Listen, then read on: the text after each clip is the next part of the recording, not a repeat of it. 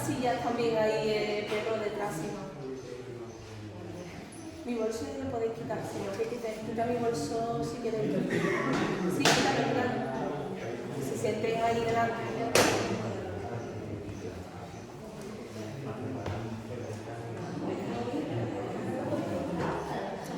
Bueno, después de unos minutitos de cortesía vamos a dar comienzo a la ponencia de la pieza del mes de abril. Bienvenidos todos, buenas tardes todos y todas.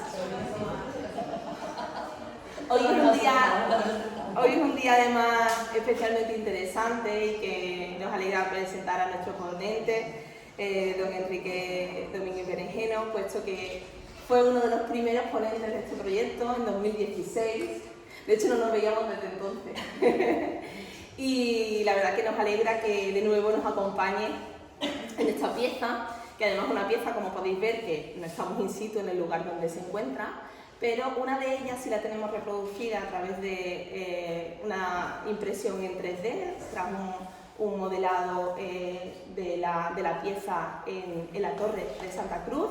Y también después, cuando ya acabe la ponencia, pueden ustedes acercarse y a través de los QR pueden acercarse a las piezas a través de un repositorio que tenemos en Sketchpad con diferentes piezas del museo y especialmente de las piezas del mes. Don Enrique Luis Domínguez Berenjeno es arqueólogo y se doctoró en Historia por la Universidad de Sevilla en el año 2003. Desde sus primeros trabajos de investigación se centra en el periodo medieval, con especial interés en los procesos de cambio, formación de paisajes culturales y procesos de urbanización. Ha obtenido el Premio de Investigación Ciudad de Sevilla por sus investigaciones sobre la historiografía de la ciudad medieval de Sevilla, ampliadas posteriormente con su tesis doctoral, centrada en la arqueología de la capital hispalense entre la época taifa y la conquista castellana. Posteriormente, ha colaborado en diversas investigaciones sobre arqueología del territorio andalusí en la campiña sevillana y la zona gaditana. Desde 1999 hasta la actualidad, coordina las intervenciones municipales en el Castillo de Alcalá de Guadaira. Asimismo, ejerce la docencia universitaria en el Máster de Arqueología de la Universidad de Sevilla y desde el año 2019 coordina el Servicio de Gestión Cultural del Enclave Monumental de San Isidro del Campo. Es además un buen conocedor de la arqueología cijana, puesto que estuvo en la intervención arqueológica presente de la Plaza de España desde sus inicios, si no recuerdo mal. Por lo tanto, buen conocedor de la arqueología de nuestra ciudad, de la historia de nuestra ciudad y en especial también de la historia medieval tan desconocida para nosotros, ¿no? Y que nos cuesta tanto acercarlo al público, puesto que existen pocos edificios, en este caso pocas piezas más bien dedicadas a este periodo. Sin más, muchas gracias a todos. Les dejo con don Enrique. Muchísimas gracias.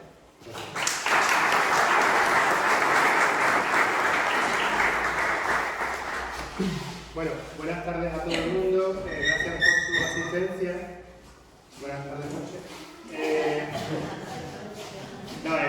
Es interesante que se cierre porque si no siempre es un cordial para las condiciones, pero bueno, hace un día agradable. Gracias por supuesto por la invitación al Museo de Écija y por darme la oportunidad otra vez de volver a este sitio donde efectivamente pues tengo ya cierto bagaje desde los felices 2000 a través de distintas cuestiones, Plaza de España de Écija por supuesto, y también la colaboración que tuve en la dirección de la actualización de la carta arqueológica del término municipal. Son cosas que no puse en este pequeño currículum que me habían pedido y que luego lo pensé, digo, no he puesto lo que trabaja en Écija, pero bueno, Cristina ha tenido la amabilidad de recordarlo. Bueno, básicamente, es verdad cuando me comentaron el tema de las piezas del mes, es verdad que las piezas del mes en museo están muy bien. In situ también hubiese estado divertido, pero bueno, es verdad que sí que es complicado para hacer una presentación allí a voz, ¿vale? Al fondo espero que se me escuche razonablemente bien. Bueno, en el día de hoy voy a intentar centrarme de una forma relativamente sucinta, no demasiado extensa, en un par de piezas singulares, aunque aquí tenemos reproducida una de ellas, de lo que es el pasado andalusí de la ciudad de Écija. Que son las dos inscripciones árabes localizadas en la parte inferior de la torre de la iglesia de Santa Cruz. Un espacio interesante que además, como siempre un poco desde el principio lo comentábamos, la idea es un poco usando esa vocación cacharróloga que tenemos los arqueólogos, usar el elemento, usar el cacharro, usar la pieza como una excusa para poder hablar de otras cosas. Porque, bueno, yo no soy experto en escritura árabe, en epigrafía, por desgracia, pero sí nos permite una pieza de estas características, o piezas de estas características, nos permiten tratar la pieza desde dos perspectivas. La perspectiva de la pieza en sí, el elemento que nos informa, que nos dice a qué se refiere, y la perspectiva de la pieza hacia afuera, o sea, cuál es el papel de esa pieza dentro de un contexto histórico, dentro de un contexto cultural. En el caso de intentar hacer esa segunda parte, que quizás es la que yo me querría centrar un poquito más, pues intentamos trascender esa caxanología, no quedarnos en el mero elemento, en la mera descripción positiva de las dimensiones, la altura del material, el tipo de letra, no sé cuánto, que también es una ocupación muy loable y necesaria, y en la que yo me voy a centrar en primer lugar, pero luego pasar a de qué nos hablan estas piezas, cuáles son los temas que nos están indicando y qué temas relacionados con ellas nos pueden informar sobre su situación dentro de un contexto histórico y arqueológico. Bueno, lógicamente no creo que haga falta, pero bueno, sí la pongo porque es necesario este tipo de cuestiones para tener un pequeño apoyo gráfico, ¿no? Lógicamente estamos hablando de un emplazamiento en el espacio de la actual iglesia de Santa Cruz, un emplazamiento situado en el sector norte de lo que es el recinto histórico de la ciudad de Écija, un emplazamiento que hasta cierto punto es bastante excéntrico respecto a lo que es el centro histórico de la ciudad de Écija, el núcleo fundacional o el núcleo urbano clásico, para entendernos, que no exactamente, pero como todos sabemos puede más o menos ubicarse en torno a la Plaza de España. Una situación relativamente excéntrica. Esto es interesante a la hora de considerar la posible presencia original de las piezas allí. Ahora mismo no están en su sitio original, ahora mismo están ubicadas en un sitio posteriormente de su época o periodo de uso. Ahora mismo están en un sitio que, como remarco, está en una situación relativamente excéntrica relativamente a lo que es el núcleo histórico de la ciudad. Eso también será interesante, o sería interesante si desarrollásemos el tema en el que yo no voy a entrar hoy, más allá de lo estrictamente necesario, sobre la funcionalidad o no, o enlace o no con el periodo andalusí del actual emplazamiento de la iglesia de Santa Cruz de Écija. Si es o no heredera, vinculada, relacionable con una posible mezquita.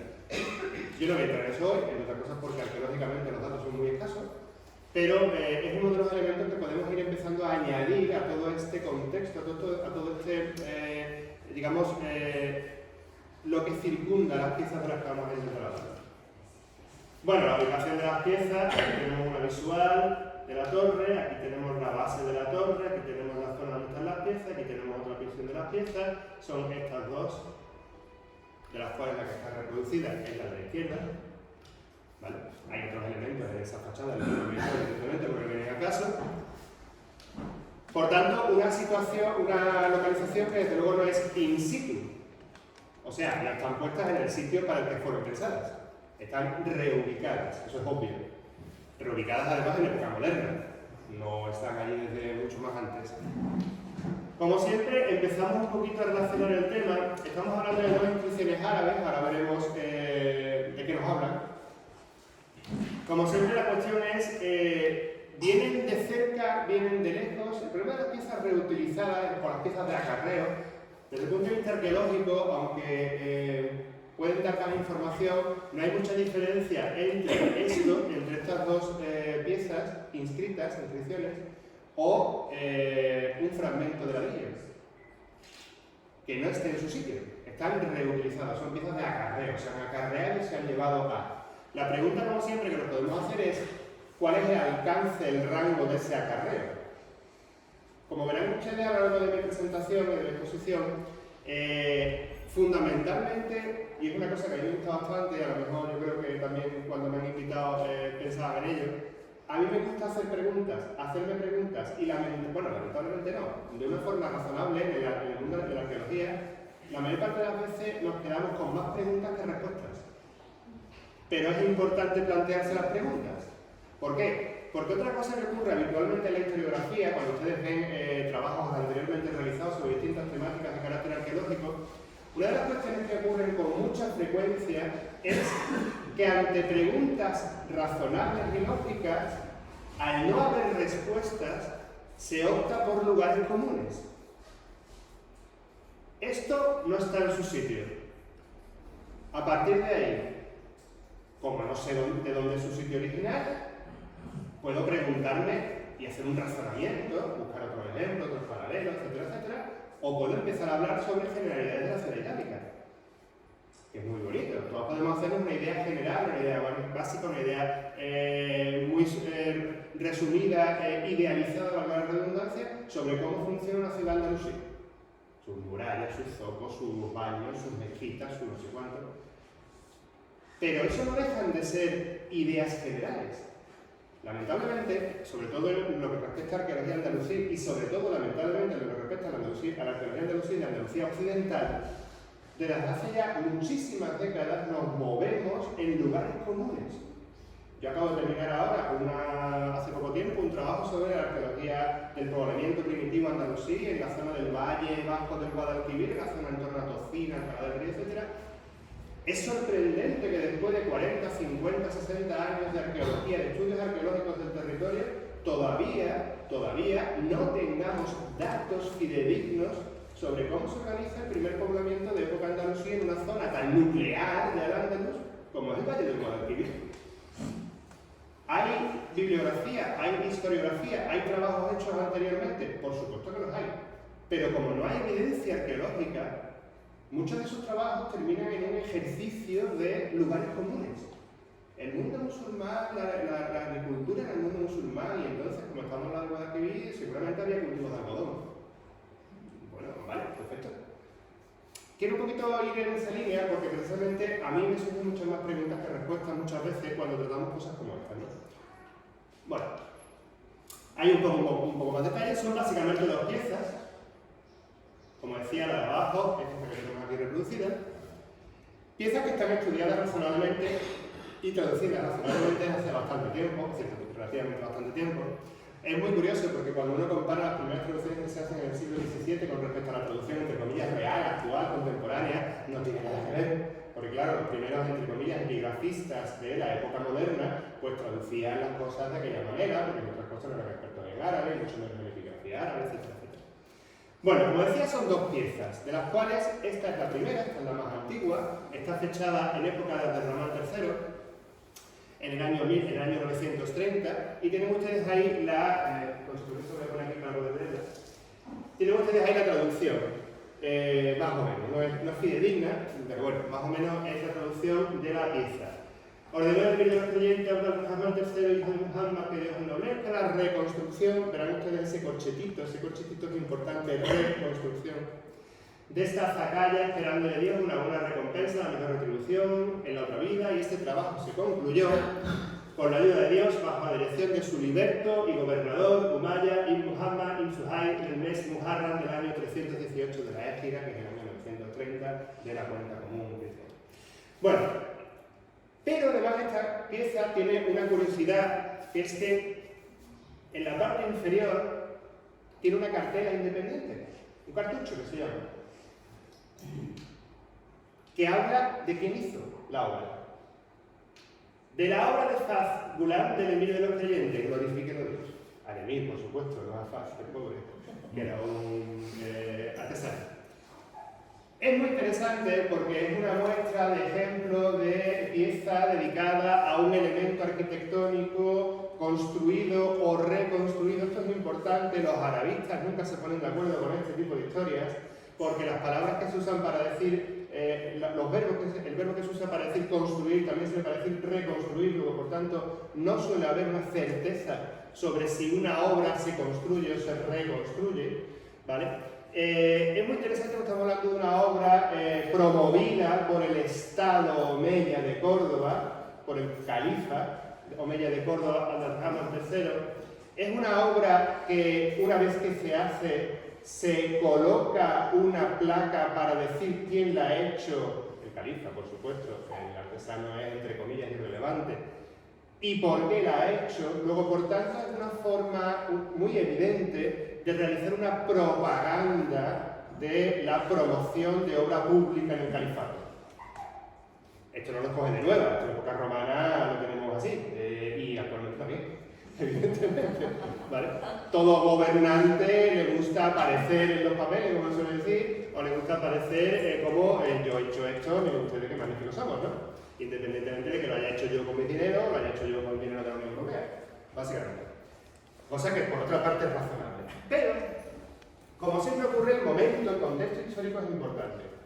Aquí yo he resaltado algunos elementos en rojo porque me parecen argumentos interesantes. Este epígrafe tiene, para llevarme aquí hablando 4 horas del epígrafe, no lo voy a hacer, evidentemente, pero tengan ustedes presente que desde el punto de vista meramente de lo que es la escritura, ¿vale? Souto, que es quien escribe, quien la traduce y la analiza en el último término hace relativamente pocos años, dedica buena parte de su artículo a analizar la propia escritura, el propio tipo de cúfico florido que se usa en esta inscripción y en la siguiente, pero no me voy a meter en esos temas que no son mi especialidad, evidentemente, pero sí en algunos elementos muy concretos que tengo ahí resaltados, ¿no? Por una parte, estamos hablando del año 930, en el año 929 Abd-al-Rahman ha asumido el título de emir de los creyentes, se ha proclamado califa.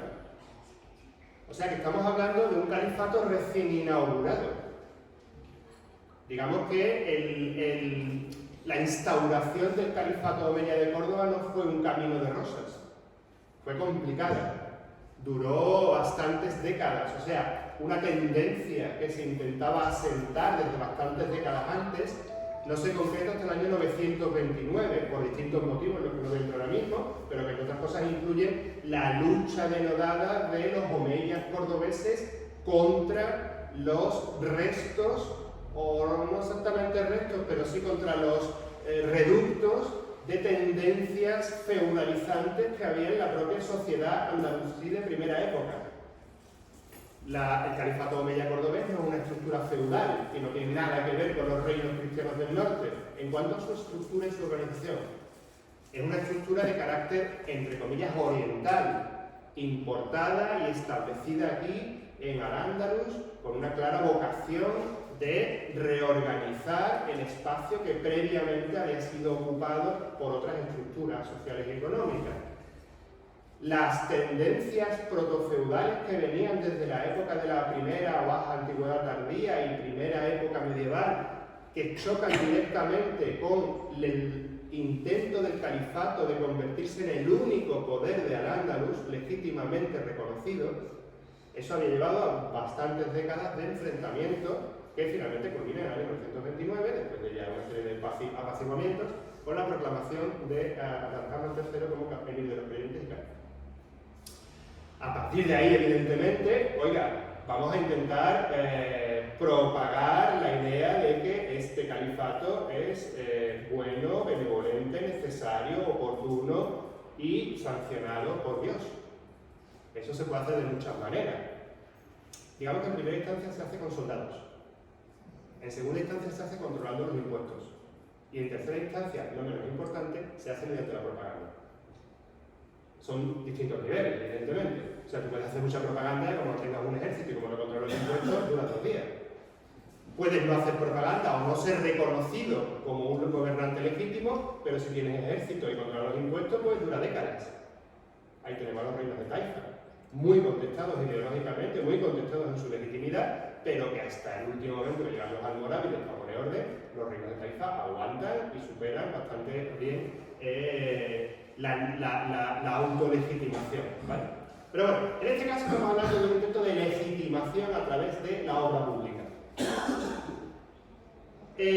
Todo eso irá acompañado desde el punto de vista ideológico de una serie de elementos que van a ir revistiendo al califato omeya de Córdoba, eso pues estudió muy bien en su momento por Miquel Barceló, de un aura de legitimidad avalada por Dios, importada directamente del califato abasí de Oriente, al quien los omeyas occidentales intentan emular, evidentemente.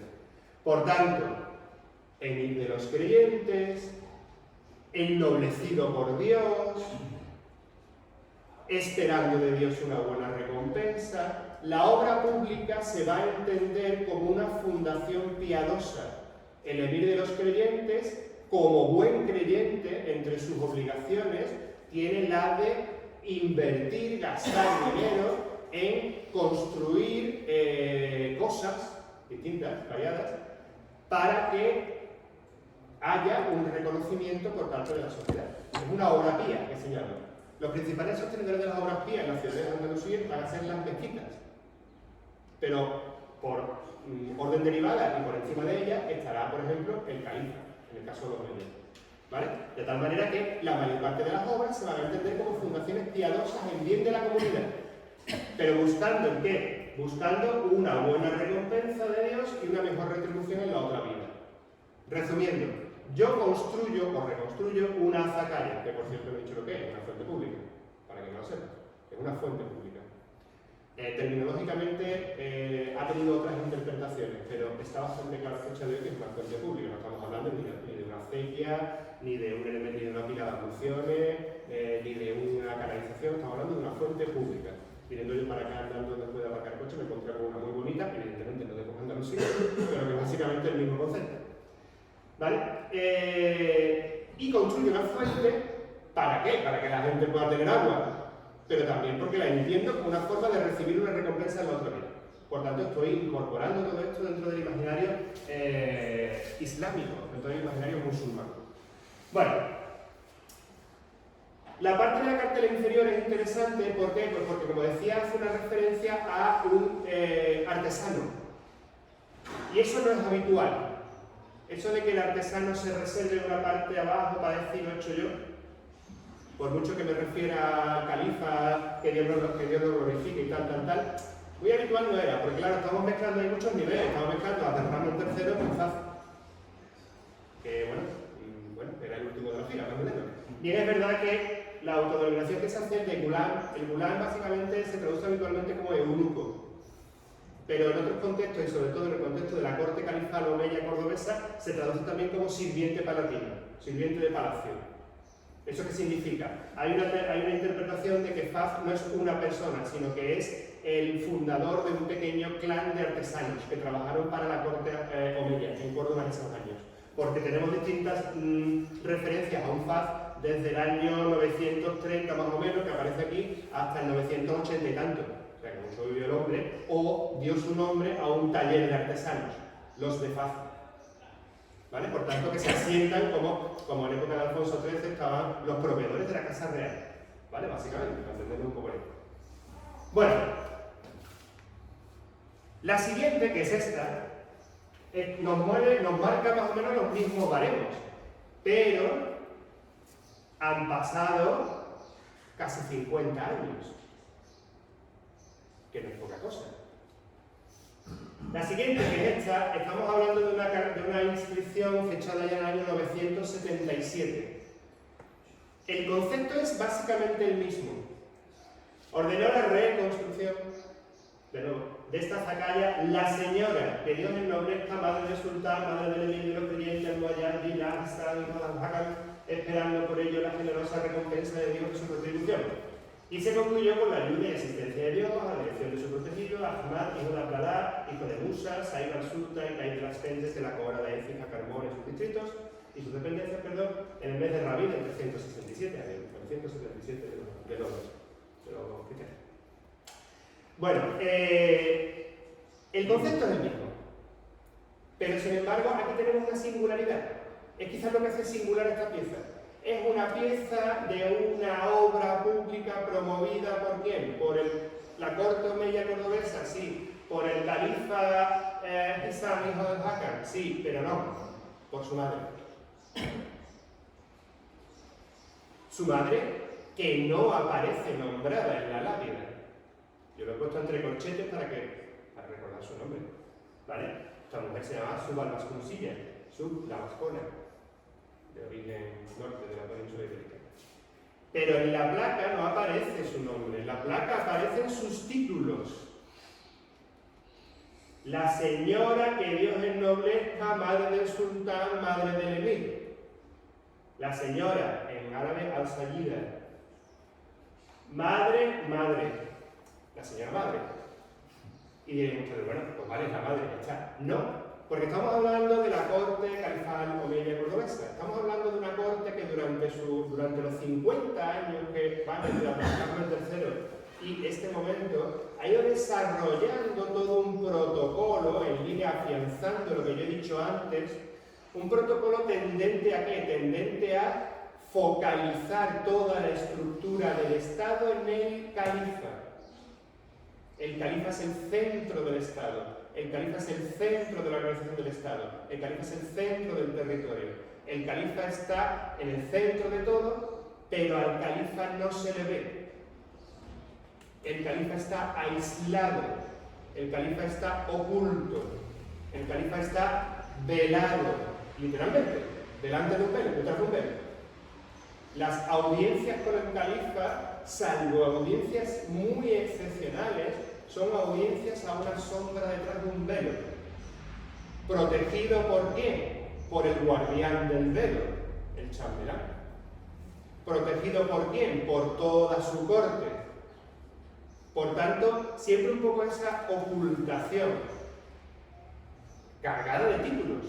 Defensor de la fe, líder de los creyentes, Pablo de Dios, bla, bla, bla, todo, ¿vale? Pero siempre esa ocultación, es lo que Miquel Barceló denominaba el califa ausente pero presente. ¿Por qué? Porque el misterio refuerza la presencia. Una idea totalmente traída de Oriente de nuevo y que lo que intenta es, ¿cómo diría?, fosilizar, cristalizar esa tendencia autocrática, entre comillas, de lo que es el Estado omeya cordobés, intentando focalizar en una estructura piramidal algo que intenta a su vez evitar que vuelvan a surgir o intentar surgir señores por debajo de la estructura califal. Bueno, ¿y aquí qué tenemos? Aquí tenemos a la madre del califa, que se autoexcluye, que también se vela, que también se oculta, que tampoco pone su nombre. No es por un tema, en principio, no es por un tema de, no, es que como una mujer no se pone. No, es que es un tema de que ella intenta arroparse con la misma mística de su hijo. Porque hay que tener en cuenta que de forma extraordinaria, esto no es nada habitual, adopta denominaciones o expresiones, epítetos, calificativos que son aplicables únicamente al califa. La señora que Dios ennoblezca, ese que Dios ennoblezca es una expresión que se usa solamente con los califas. Bueno, obviamente no es así, pero que se use con esta mujer significa que ella está teniendo un poder dentro de lo que es el espacio de la corte omeya cordobesa, que tenemos por otra parte contrastada a través de las fuentes escritas y que sabemos que durante buena parte de la infancia y minoría de Islam, pues Sur tiene un papel bastante preponderante en la organización de la corte cordobesa. Por tanto, de nuevo, a partir de ahí, lo que es la obra pública tiene exactamente las mismas funciones. La función de legitimación de un elemento, de usar un elemento físico como elemento de legitimación de esa corte, que no está tan lejos, pero que está bastante separada de lo que es el resto de la humanidad. Lo he puesto también aquí, aunque no me voy a meter, pero desde el punto de vista de una de mis ramas de interés preferente, aquí tenemos uno de los casos, denominaciones, referencias a la organización territorial, que no voy a entrar en ella hoy porque no es el tema, pero es un momento, en el año 977, en el que vemos como la cora de Écija y Carmona están juntas, los dos territorios, Écija y Carmona. Luego no van a estar así, o en otros momentos no van a estar así. Es un tema colateral totalmente, pero que aparece aquí, colateral para lo que hice los dos, pero que aparece aquí y que es muy interesante porque nos habla de refilón de otra cosa que yo decía antes. ¿Asunción o lugar común de la historiografía? No, en el siglo X se establece la organización administrativa de Al-Ándalus y eso se queda así hasta que llegan los castellanos en el siglo XIII. Eso no cambia, eso es así, porque es así, porque lo decimos quien lo decimos. Tenemos evidencias más que suficientes, por otra parte también bastante razonables, de que en el curso de 300 años la organización territorial de un Estado cambiante y muy multiforme como fue Al-Ándalus, evidentemente cambia esa organización territorial. La cora de Écija y Carmona, que en el 977 están unidas, a lo mejor antes no lo estaban, a lo mejor después no lo están, a lo mejor después no hay cora, a lo mejor después hay otra cosa, ¿vale? Pero un poquito en esa línea que yo comentaba anteriormente. El contraejemplo. Yo estaba hablando de el Estado Omeya cordobés y está hablando del uso de la obra pública como legitimación de cara a obra pía, obra religiosa, obra hecha con motivos religiosos para justificar ideológicamente el Estado. Si avanzamos 200 años, tenemos un ejemplo relativamente parecido, que es la construcción de la traída de aguas a Sevilla por parte del califa almohade Abu Bakr Yusuf, año 1172. Procesos similares, pero no iguales. Y resulta muy interesante cómo va a ir evolucionando esta idea de la justificación a través de la obra pública.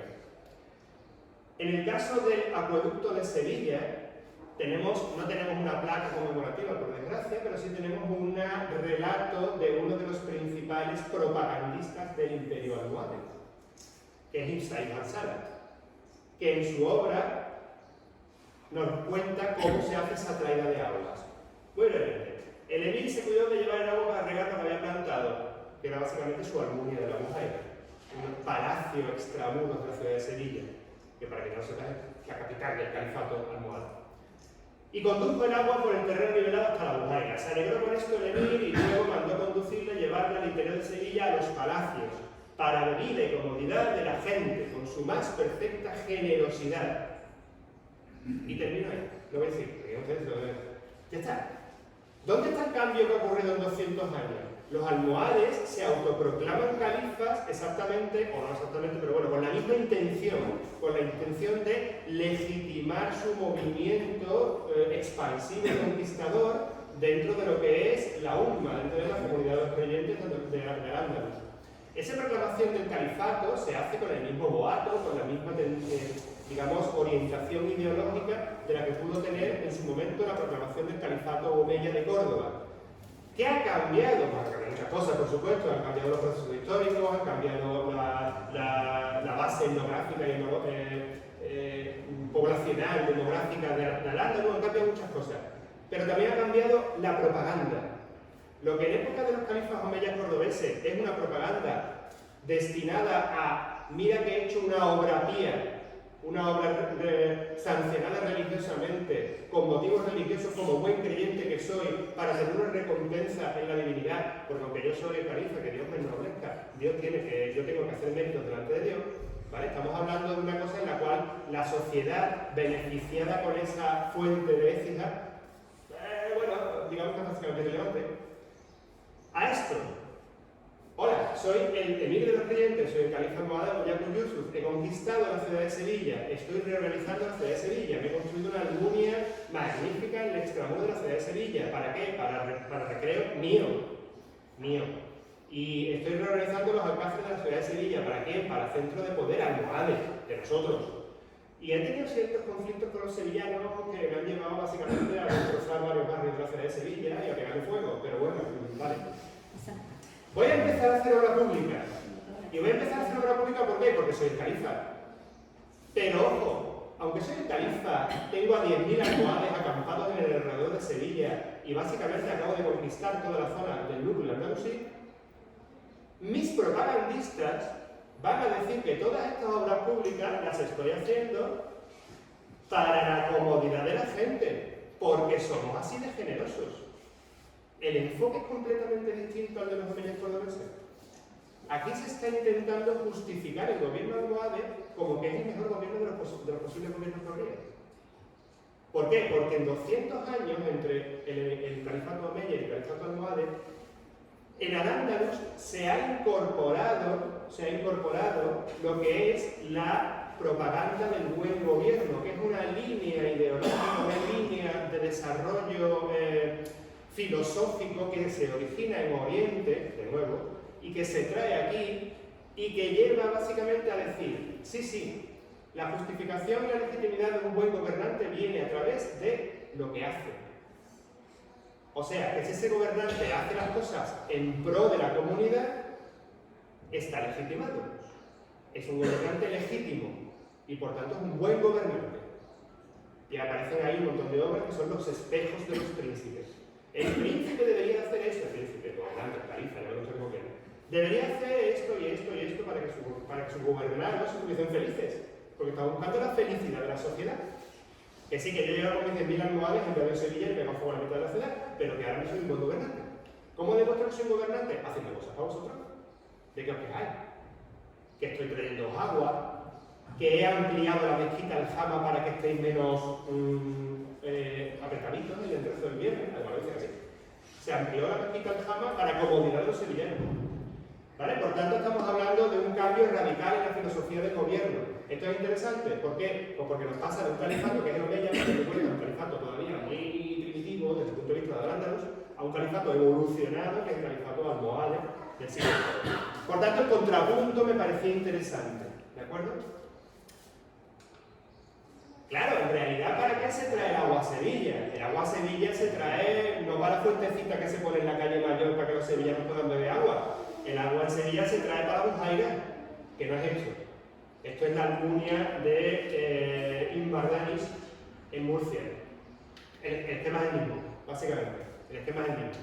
Una grandísima alberca con un pabellón y huertas alrededor. Imagen del paraíso.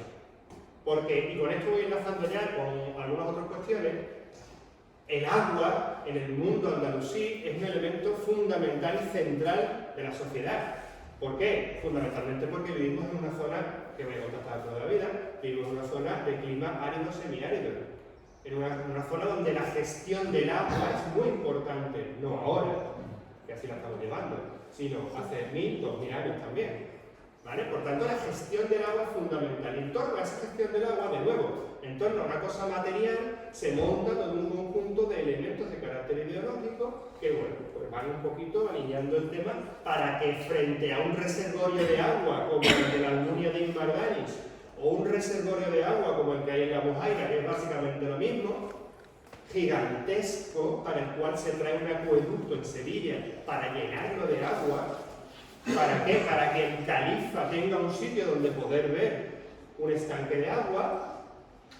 Pues claro, frente a ese inmenso reservorio de agua en una zona donde la gente se alimenta de pozos, pues evidentemente vamos a completarlo con un guiñito para los ciudadanos. ¿Cuál es?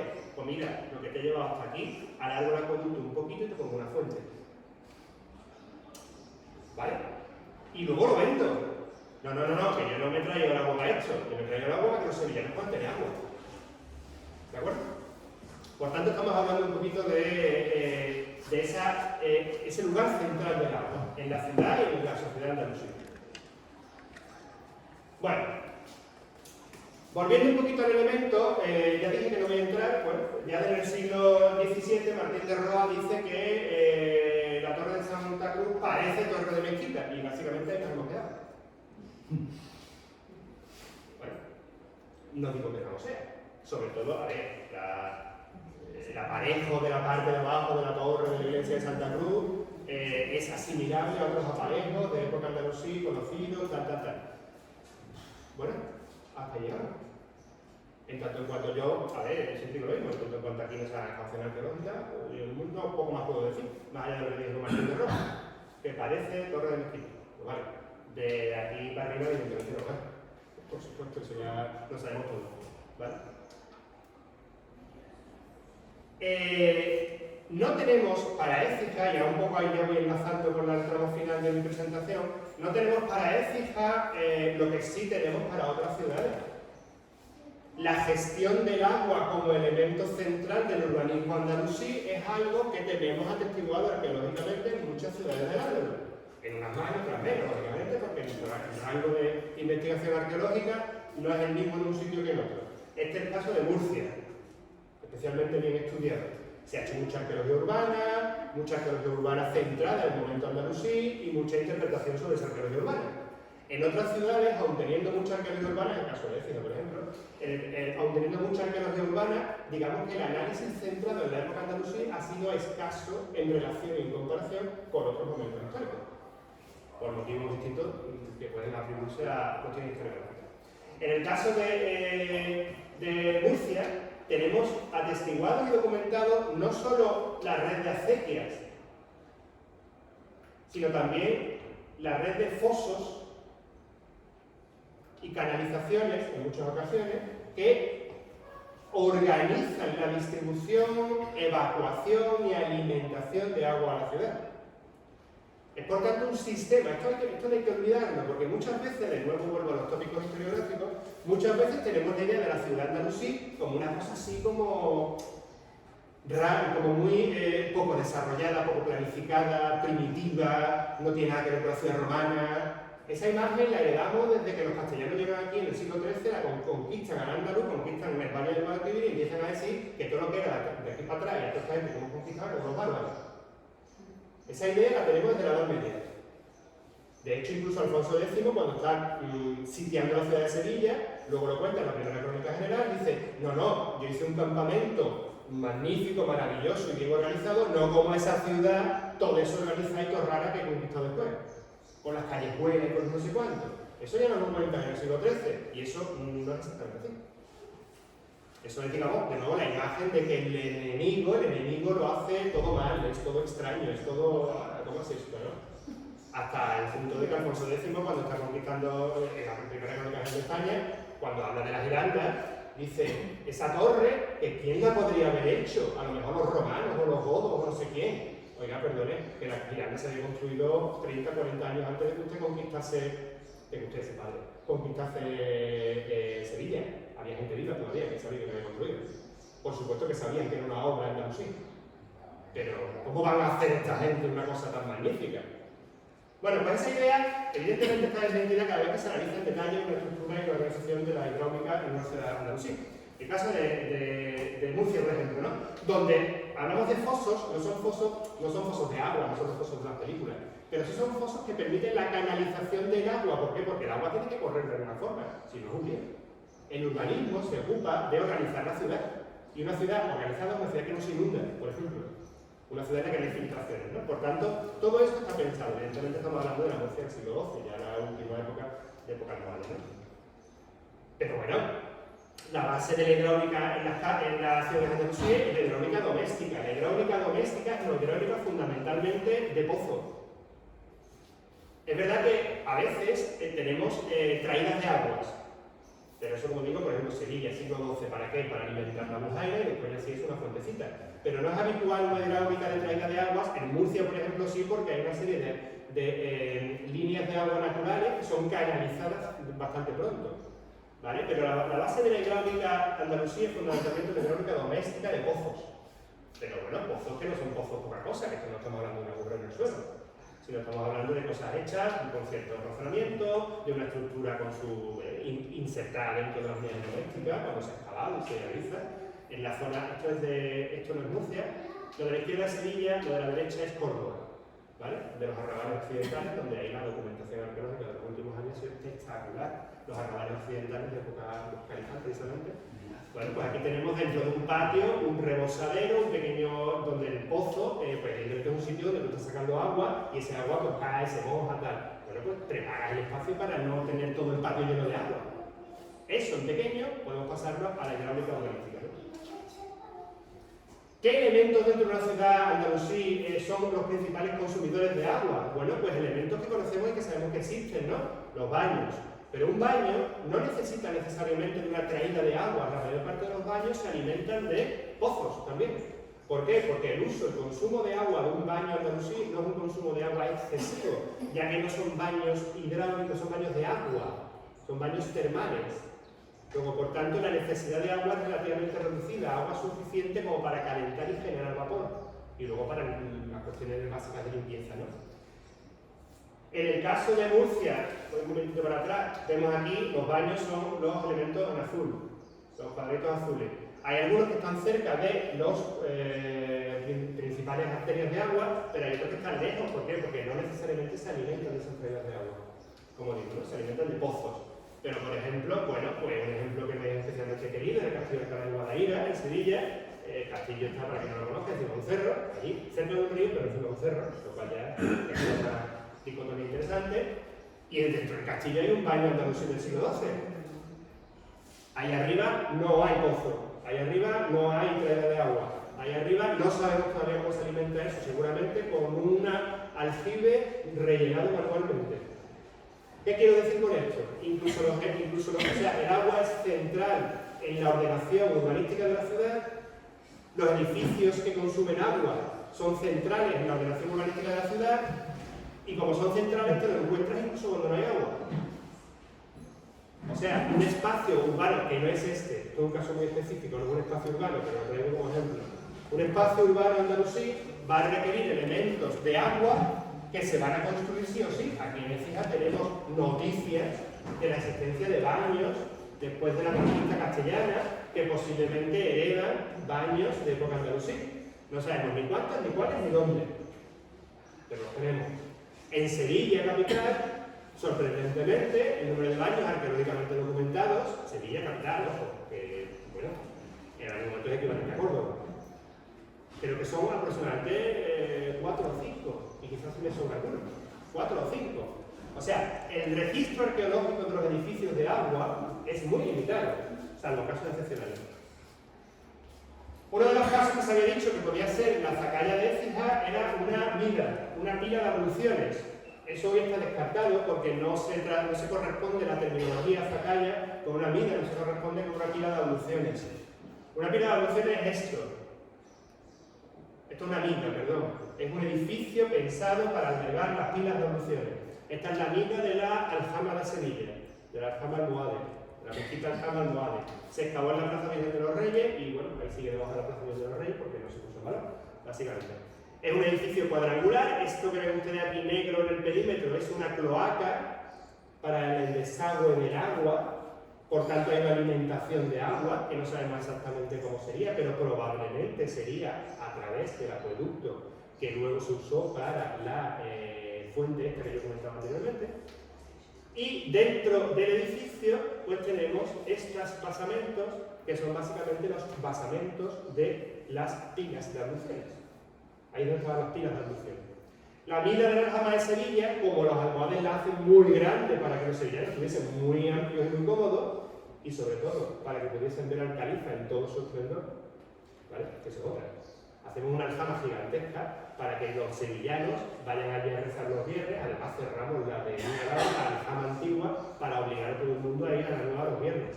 ¿Para qué? Pues porque la aljama nueva tiene en la parte del mihrab tiene un acceso directo desde el alcázar para que el califa de forma solapada llegue desde el alcázar y aparezca al lado del mihrab. Y todos los sevillanos obligados a ir a rezar allí, que están mirando al mihrab, de repente ven la sombra, porque los califas almohades también se velaban, la sombra detrás del velo, el califa. Claro, no, lo hemos hecho muy grande porque los sevillanos, sí, lo habéis hecho muy grande porque es un escenario magnífico. Y de paso, los sevillanos rezan mucho, ¿vale? Como es muy grande, la mina la tenemos que sacar fuera. No es como en otras mezquitas en las que la mina suele estar en el patio de abluciones, porque es mucho. Aquí tenemos, porque siempre la arqueología, los arqueólogos decimos, esto es una mina, esto es una fuente de abluciones y ustedes no tienen que ver. Bueno, no tienen que ver, no. Esto es la base y esto sería el alzador. Y ya está. Esto es un ejemplo contemporáneo, evidentemente. Pero bueno, siempre es interesante hacer este ejercicio, ¿no? De, bueno, ¿qué es lo que teníamos allí? Bueno, tenemos pabellones con todas sus fuentes, con todas sus pilas de abluciones para que la gente pudiese hacer la ablución ritual. Bueno, termino. Un poco en esa idea que yo transmitía de, espero que un poco orientando a lo que yo he dicho en los últimos minutos. Esto es, esa idea que tenemos de la ciudad andalusí, medieval, islámica o postclásica, para entendernos. Como una ciudad en la que la gloria de Roma va siendo poco a poco difuminada por unas transformaciones urbanas así un poco incógnitas y extrañas que terminan ocupando espacios, que terminan anulando calles, que terminan reutilizando cosas.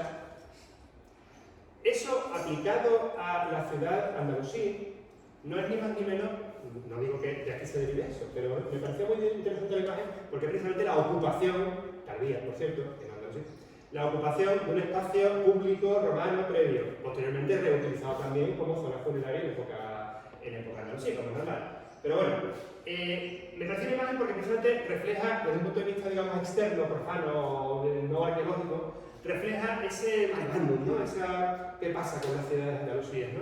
Las ciudades de Andalucía están perfectamente planificadas en la mayor parte de los casos. En el caso de Al-Ándalus Occidental, bastante, porque son fundamentalmente planificaciones de época almohade. En el caso de la zona cordobesa y en torno de la zona cordobesa, Écija está un poco siempre ahí en medio, bastante planificadas desde época califal. ¿Por qué? Porque el califato omeya tiene una clara idea de planificación urbanística. Otra cosa es que la consiga.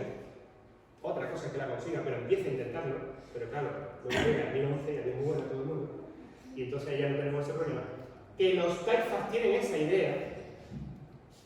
Y sin embargo, esa planificación urbanística que tenemos clara en aquellos espacios bien estudiados arqueológicamente, en general, en la historiografía, todavía sigue transmitiendo como un espacio que no ocurre así, que pasan otras cosas y que no son cosas divertidas, ¿no?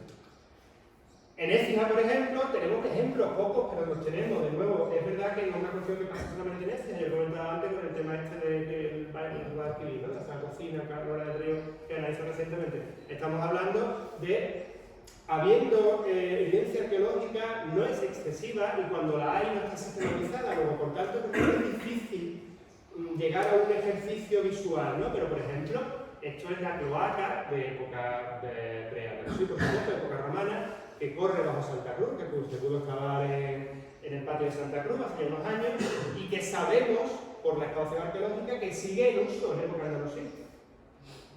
Sigue en uso. Luego, esa idea de la anulación de las infraestructuras clásicas por la ciudad andalusí y tal, bueno, pasa algunas veces, pero a veces no. ¿Qué hay que hacer? Excavar, y excavar bien, y intercambio en el contexto. Por tanto, tenemos esto, ¿no?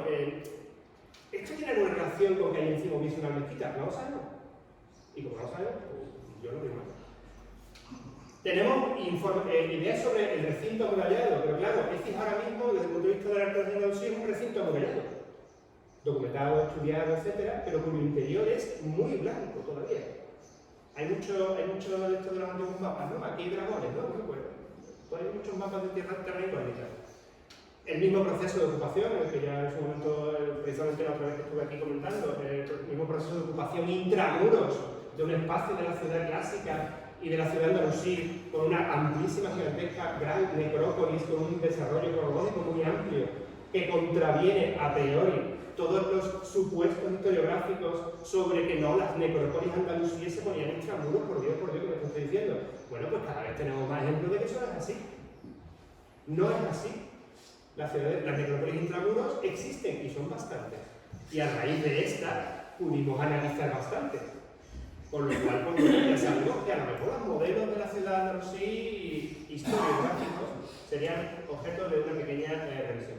Y para terminar, ahora mismo, desde mi punto de vista, y espero que, bueno, me gustaría que esto cambiase lógicamente, nos movemos un poco entre un conocimiento bastante razonable, bastante detallado, bastante, evidentemente con mucha incógnita todavía, de lo que es la ciudad clásica del Cardo Antiguo, en el caso ecijano, y lo de la derecha, que por supuesto no es Écija, pero que es la ciudad modelo. O sea, literalmente he buscado en Google modelo ciudad andalusí y sale esto. ¡Qué bonita! Con su aljama, su muralla, su alcazaba, su no sé qué, su no sé cuánto. Falso. Como todos los modelos. Pero no podemos poner otra cosa en este momento, puesto que evidentemente no tenemos bastante información al respecto. Y si no la tenemos a nivel urbanístico, mucho menos la vamos a tener a nivel de lo que es la organización y logística de la hidráulica en la ciudad, de la cual tenemos indicios, pero no tenemos el hecho físico recogido hasta que se excave, hasta que se descubra, hasta que se investigue. Pues, muchas gracias.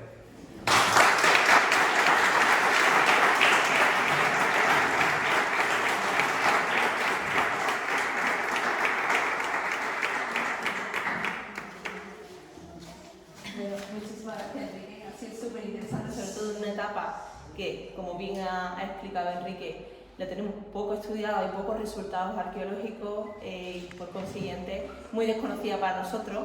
Ahora podéis preguntarle, tenéis la oportunidad de hacer cualquier pregunta. En mi caso sí que voy a hacer una consulta con respecto a la ubicación, aunque entiendo que no tiene nada que ver el contexto con respecto a que esas fuentes, por ejemplo, públicas estuvieran en el entorno, ¿tiene algo que ver? ¿Hay a lo mejor algún paralelo en el que este tipo de inscripciones que se encontraban cercanas, porque en otros contextos sí que aparecen incluso junto a estas inscripciones aparece una inscripción funeraria, y bueno, en el entorno podemos situarnos un poco más lejano, también una necrópolis romana. ¿Tiene alguna relación el contexto en el que se ubican estas piezas con respecto a la construcción de esta fuente? ¿Qué más querría saber? ¿Qué más querría saberlo? A ver, yo comentaba al principio de forma muy... dicho de pasada, el tema del acarreo. El acarreo, como siempre, supone acarrear. Entonces, es verdad que muchas veces nos encontramos piezas de acarreo que pueden estar cerca o pueden estar lejos. Y dice uno, claro, una pieza grande no la vas a acarrear muy lejos. Depende, para lo que lo quieras hacer.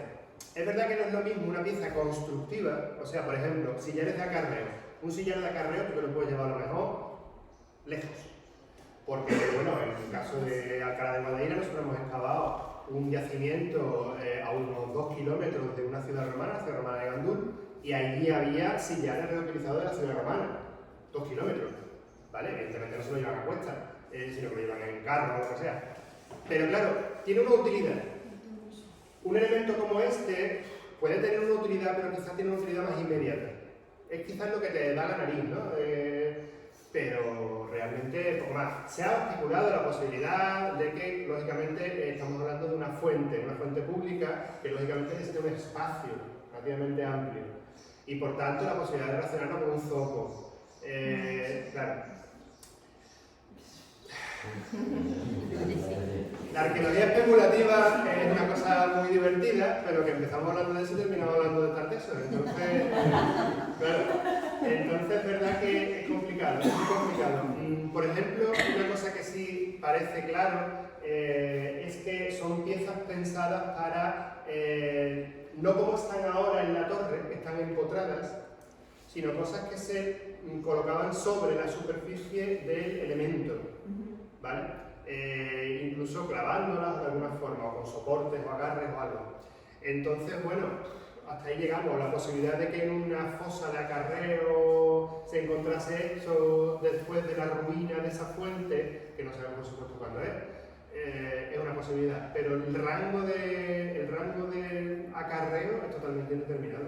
Puede ser cerca o tal. De nuevo, esto está muy en relación con si Santa Cruz es o no una mezquita aljama. Perdón, una mezquita aljama no, una mezquita. Porque yo la veo muy excéntrica para que fuese la aljama Decia. Pero bueno, eso es una opinión personal, puramente especulativa. Hasta ahí llegamos. Realmente es que me da tantísimo coraje la arqueología especulativa que soy muy reacio a aventurar hipótesis cuando no hay evidencia. Que si las hay, y aquí a fondo obviamente cada uno tiene datos, pues mejor que no. Pero la verdad es que no lo sabría, el rango de acarreo. Ya te digo que siendo un elemento no evidentemente constructivo y relativamente fácil de llevar... No es pesado, claro, no es algo pesado. ¿Y alguien que lo puso ahí por protegerlo, porque le pareció bien, porque ponerlo ahí tendría que tener algo, ¿no? La colocación, dice la colocación donde está ahora mismo. Por lo que yo sé, las noticias historiográficas no hay, evidentemente, que se puso aquí, pero tiene que ver un poco en relación con algunas de las obras de reparación de la torre.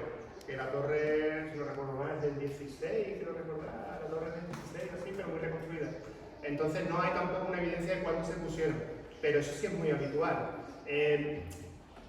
Una cosa que no he dicho, que no sé, no voy a poner otra vez, pero en las esquinas de la base de sillería, hay columnas reutilizadas.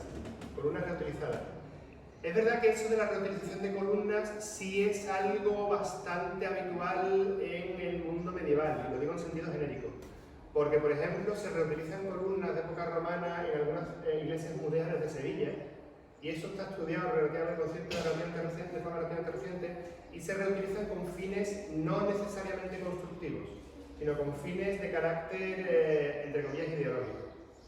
¿Por qué? Pues por incorporar un elemento reconocible del pasado romano en una estructura significativa. El ejemplo más característico, estudiado y parcialmente interpretado en ese término son las lápidas las lápidas conmemorativas de época romana que hay en la base de la Giralda. Varias aras en algunas de ellas de carácter comercial, procedentes del puerto de Sevilla y del entorno del puerto de Sevilla, reutilizadas estratégicamente en las esquinas de la Giralda. Un intento interpretado como tal, porque la ubicación no parece casual, de fundamentar un elemento clave de la ideología islámica, como es la mezquita y la almenas de la mezquita, sobre elementos claramente ascribibles a la época de los romanos.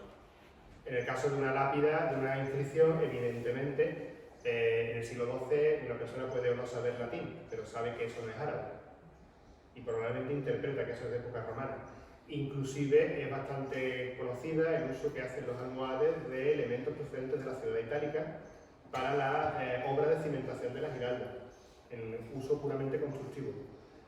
En el caso de la Torre de Santa Cruz, pues hay también unas columnas en la esquina que, siguiendo esa lógica, podrían un poco reforzar la idea de que esa base tiene un origen andalusí, pero también ese uso de columnas de época romana en elementos religiosos también se da en época moderna, por lo cual volvemos otra vez a esa línea. Y en el caso de esto de incorporar lápidas, cuando se incorporan estas lápidas aquí, yo creo que ya es con un objeto no tanto ideológico protagonista, sino como un objeto coleccionista. Estamos hablando ya de un elemento erudito. Incorporamos en la fachada de la torre elementos que se han recogido o se han recuperado de los alrededores. Recuperados, que no necesariamente de su sitio original. Y estamos hablando ya de una época que es siglo XVII-XVIII, en el cual esa querencia por las piedras antiguas y las lápidas antiguas es más una querencia de carácter erudito. O sea, es un momento en el que en Écija ya hay eruditos que están haciendo las primeras historias de Écija, académicos, etc. Y seguro de que la recuperación de cualquier tipo de lápida los ponía magníficos. Por lo cual, pues, es un sitio espectacular donde pinto. Creo que es todo el mundo. Y además, así como esa disposición muy de colección. No hay museo, pero lo ponemos como si fuese un museo al aire libre. Un poco esa puede ser la idea. No necesita el mismo enfoque. ¿Sí? Acabas de contestar a una pregunta que me hacía yo ahora mismo, la curiosidad de mantener una lápida árabe en el mundo ya cristiano, ¿no? Claro. Sí, entonces yo digo, porque si estamos desechando todo lo árabe, ¿no? En ese momento, pues le dieron mucha... No, pero son cosas distintas. Aquí hay dos cosas, hay dos temas en los que usted plantea. Tema número uno. Estamos hablando de época moderna, por tanto estamos hablando de una recuperación, entre comillas, arqueológica, erudita, llámalo usted como quiera, de un elemento antiguo. Los primeros cronistas, como Martín de Roa y otros tantos, que hacen, por ejemplo, historias de aquí de Écija, pero los hay por toda Andalucía y por toda Castilla y por toda la península de esa época, son cronistas que buscan la antigüedad y grandeza de mi ciudad. Además, son cronistas locales.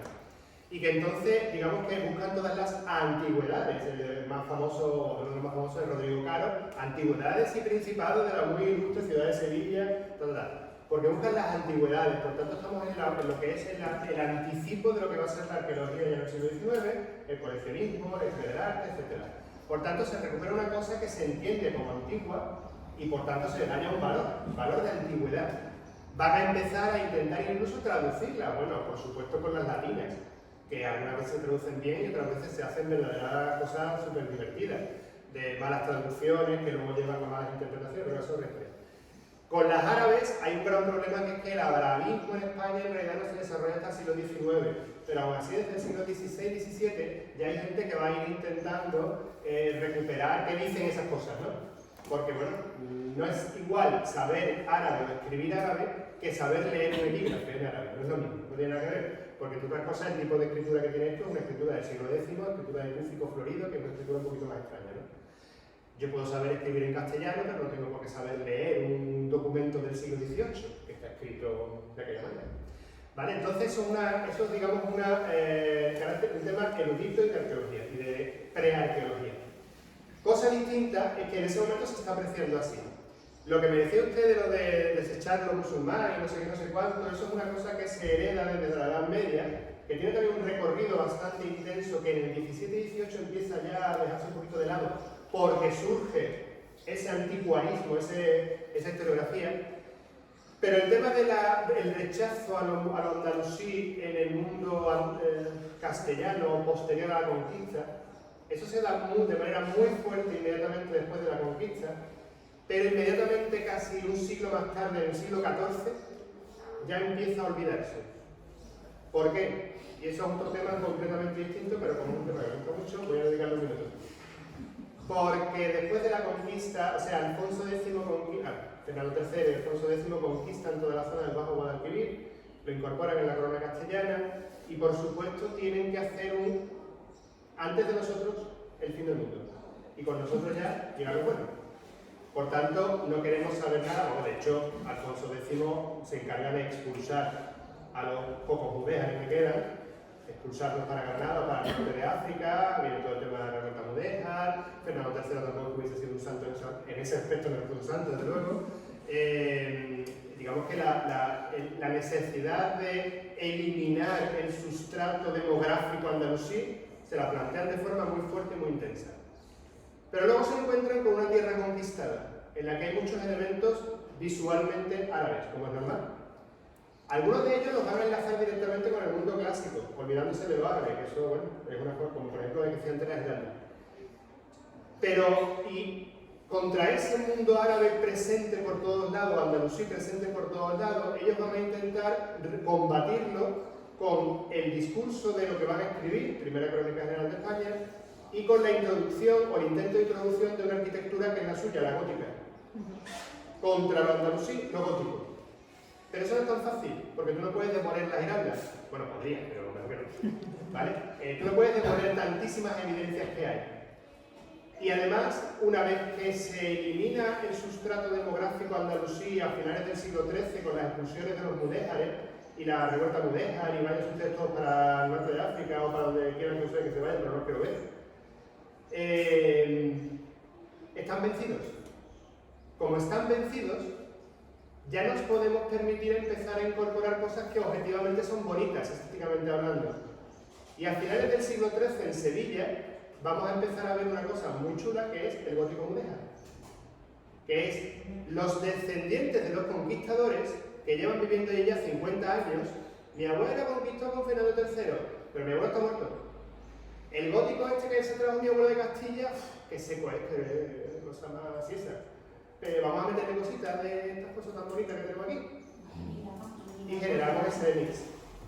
¿Vale? Dicho todo esto de una forma muy coloquial. ¿Vale? Entonces, claro, a partir de ahí va a ser incorporar la estética del vencido a nosotros que somos los vencedores. Ya, no tengo ningún problema. Bueno, tengo un problema cuando venga esta gente de Ronda, los berimerines y tal, pero lo vamos a echar rápido. ¿Vale? Pero ya a partir del siglo XIV, Pedro I. Llega Pedro I y empieza a traer como locos gente de Granada. Hazme un palacio, ¿cómo? Como los de Granada. Claro. Y el de Granada, hazme un palacio, ¿con qué cosa? Con cosas de Sevilla. Y empieza ahí ya ese tema divertido, ¿no? De intercambio. Porque ya les da igual, porque las fronteras están consolidadas y sí, me peleo contigo en primavera, pero bueno, que yo estoy aquí, tú estás allí. ¿Vale? Entonces, son cosas distintas. Luego ya todo eso, 200, 300 años más tarde, va a dar lugar al anticuarismo de hoy, que hoy son las cosas de las antigüedades de un pueblo. Pero eso es una película distinta. Y perdón por defenderme. Además es muy interesante esas funciones, ¿no? Que siempre además estudiamos cuando estudiamos la historia, son como espacios y fases que no tienen relación con lo anterior, ¿no? Y evidentemente cuando vivimos en un asentamiento así, sí. No, lo que me ha llamado la atención es que has dicho que no está claro que hubiera una mezquita allí en Santa Cruz. Yo tenía entendido de que sí, que eso estaba. Además, eso abundado con que allí hay un arco que creo que es árabe, ¿no? O es, se llama. Reincidiendo en lo que acabo de decir, de hecho, es maravilloso, o sea, es precisamente ya el resultado de eso. ¿Qué hay antes? Oye, que yo por mi calle no me quita, pero bueno. Y la torre que es rectangular, ¿no? Que no es cuadrada. De la base. Como que fuera un laminar o algo. Eso, no. Eso ya lo dicen en el siglo XVII. Y desde entonces no hemos avanzado, es que ese es el tema. Es que hay cosas en las que no hemos avanzado. Es rectangular que pareciese torre de mezquitas.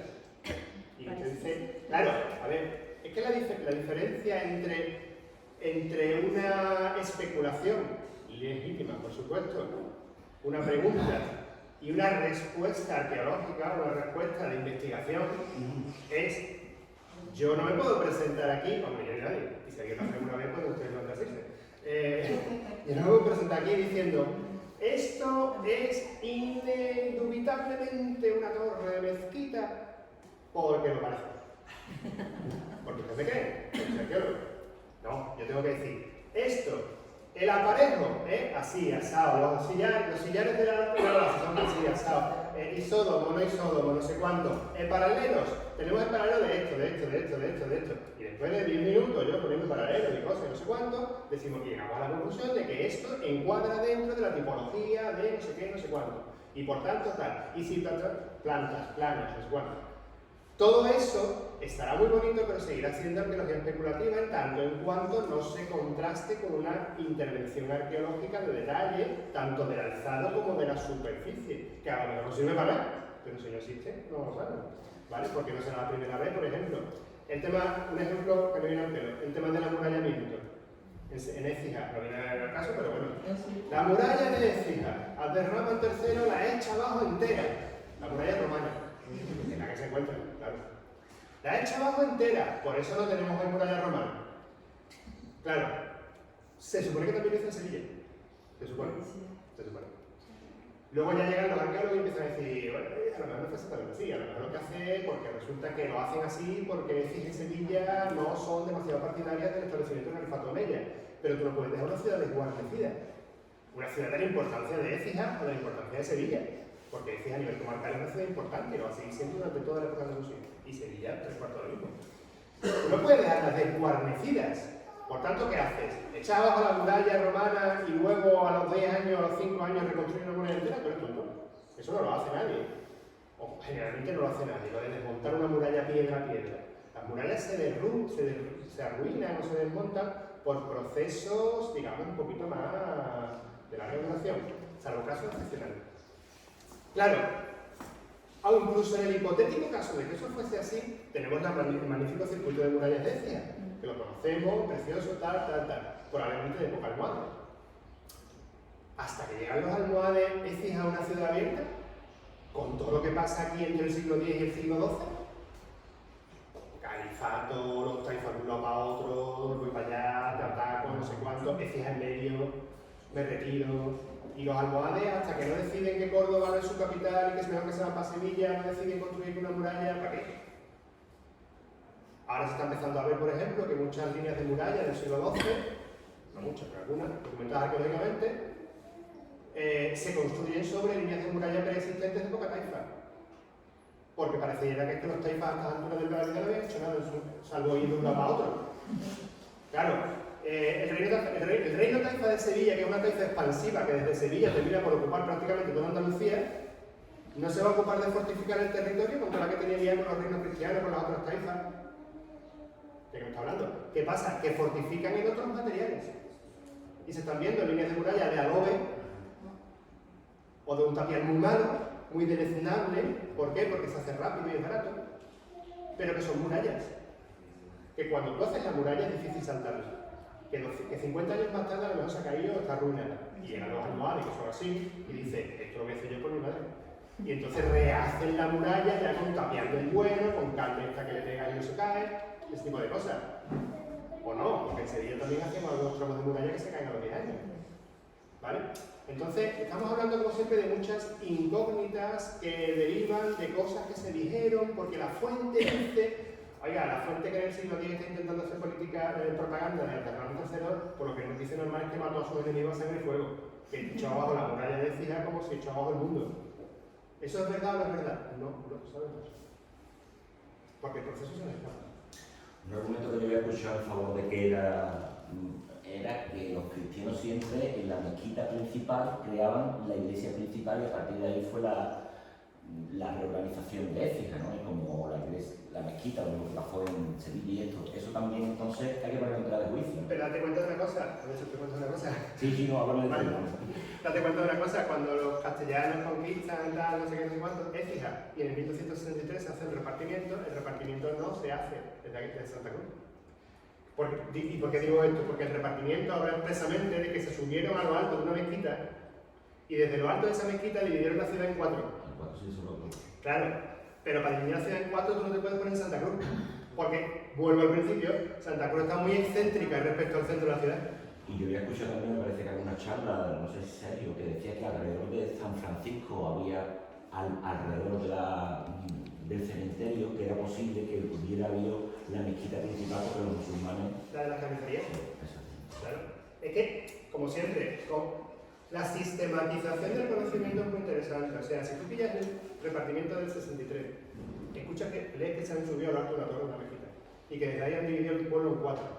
Bueno, tontos no son, ¿no? O sea, que buscan un sitio central, porque si no, Santa María, Santiago, no sé, Santa Cruz, no sé cuánto.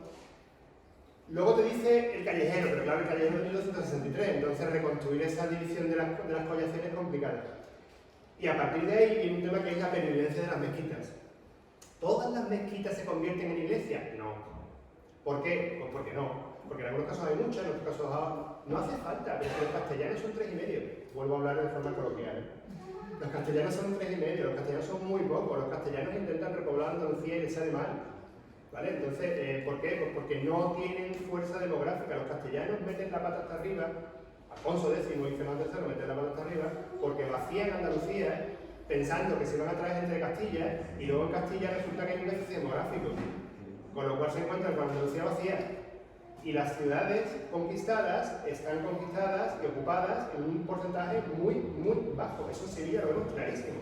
En Sevilla, para identificar dónde estaba la gente, además solo tenemos la crónica, la gente ponía su pendón en lo alto de las casas porque si no las casas están vacías.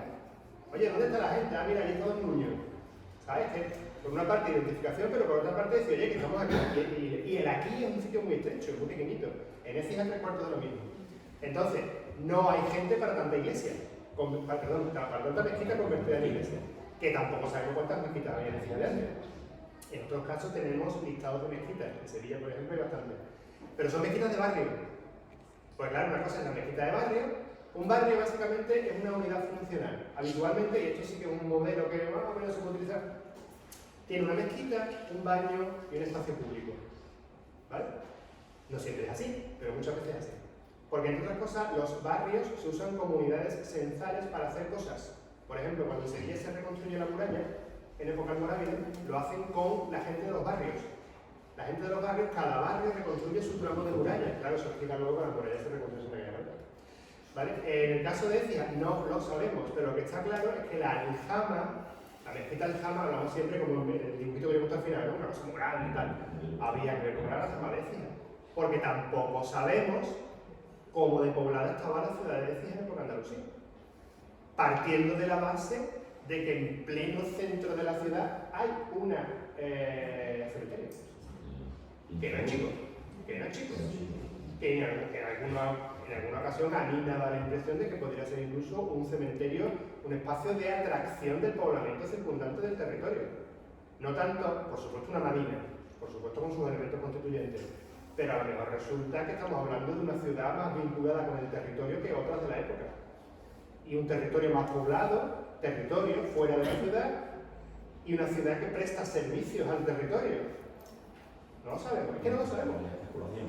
¿Vale? Entonces, que por mí encantado de que haya una mezquita aquí. Venga, otra más. Yo quería preguntar si existen muchas más o pocas, o tenemos un tesoro valioso, esas inscripciones en otras ciudades cercanas. Cercanas no, inscripciones vinculadas a obra pía del califato hay unas cuantas, no muchas. En Toledo, en Córdoba por supuesto hay unas cuantas, pero realmente el número, no te podría decir ahora mismo exactamente cuánto es, pero es un número limitado. ¿Por qué? Porque entre otras cosas estas cosas no sobreviven mucho al tiempo. Se rompen, son relativamente frágiles. Incluso en algún caso pueden ser objeto, que comentábamos anteriormente, de destrucción intencionada en alguna ocasión. Pero es verdad que no hay muchas, por tanto, sí, las dos piezas de la Santa Cruz de Écija son piezas excepcionales, por lo que hablan y por lo que nos dicen y por de quién nos hablan, porque por ejemplo, piezas que como esta refieran a Suba al-Mastumsilla, a la madre del califa Hisam, hay que recordar 2 o 3. O sea, hay muy pocas referencias físicas. ¿Por qué? Pues porque muchas veces sobreviven los edificios, pero no sobreviven los elementos propagandísticos del edificio. Por tanto, sí, por supuesto que son piezas singulares. Y en total, en el conjunto de lo que fue Al-Ándalus para la época califal, para el siglo X, pues quiero recordar que estaríamos hablando de un número relativamente limitado, quizá una decena de piezas o como mucho decenas de piezas, ¿no? No solo de elementos, claro, luego hay que mezclar las que son elementos, elementos construidos con otras que son puramente propaganda de otras cosas. Pero de las que son elementos de arquitectura, de construyó tal, hizo tal, no sé qué, no sé cuánto, el número es muy limitado. Gracias. De nada. No, y si no tenemos ¿sí? ¿Ninguna otra pregunta? Bueno, quería agradeceros de nuevo a todos vuestra presencia el día de hoy. Además, lo hablábamos antes, que este tema, ¿no?, de este año pues tiene mucha relación, por desgracia, con los temas actuales de las noticias, ¿no? El tema del agua, la importancia del agua para la ciudad, la importancia del agua para el territorio. Y además agradecemos mucho a ponentes dedicados también a estos periodos que nos hablan de estas etapas muy desconocidas para nosotros. Agradecer a Enrique, porque aprendemos mucho, sobre todo nosotros los profesionales de estos periodos en los que tampoco tenemos mucho conocimiento arqueológico en nuestra ciudad. Gracias de nuevo a vosotros, al área de desarrollo socioeconómico del Ayuntamiento de Écija, por hacer posible este proyecto y que esperamos continúe en los próximos años. Y os esperamos el próximo mes, el mes de mayo, con una temática también relacionada con este periodo, que son las norias, y en este caso materializadas en los cajilones, esos elementos que sí encontramos en algunas excavaciones, aunque en la mayoría de ellas descontextualizados. Y bueno, también es muy interesante estos tipos de elementos para la traída de agua a la ciudad. Gracias de nuevo, gracias Enrique, y os esperamos en la próxima.